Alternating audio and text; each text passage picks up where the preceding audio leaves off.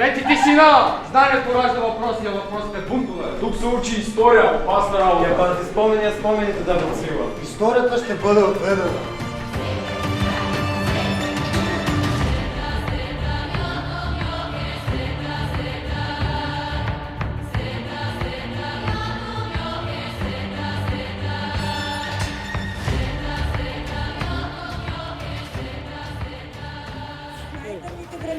Когато знанието е оковано, народът не мълчи, той се събужда. Майка съм и помня как са ми разказвали за свободата. Дъщеря съм и знам, че без история няма бъдеще. Ние не носим оръжие, носим памет. А паметта е по-силна от страха.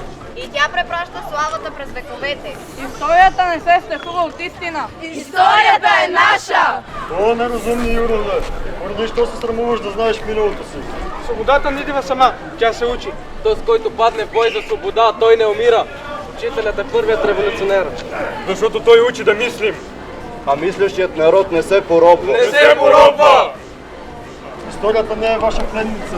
С думи ли ще ни победите? С истина! Истината се забравя. Не, когато се преподава. А ако народът помни? Тогава властта пада.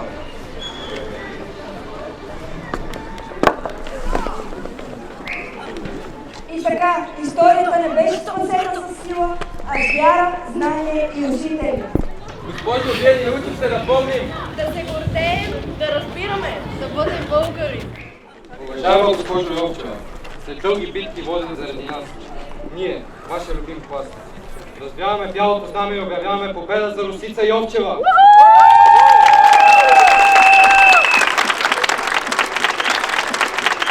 Ще ни предоставите ли възможността да приемете загубата ни подобаващо? Ще дойда!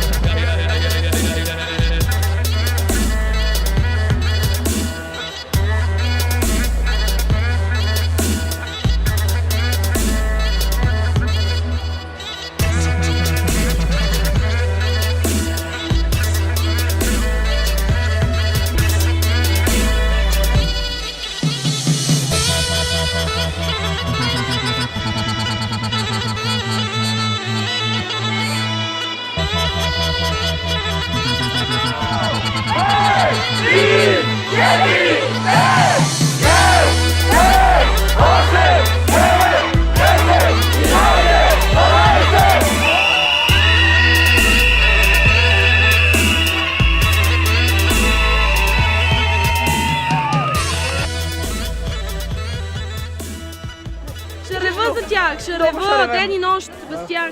Госпожо Йовчева! Госпожо Йовчева, много ви обичаме. Госпожо Йовчева, с любов. Обичам ви. Ставам! Ставайте. Къде ме отвеждате вие? Защо ме отвеждате?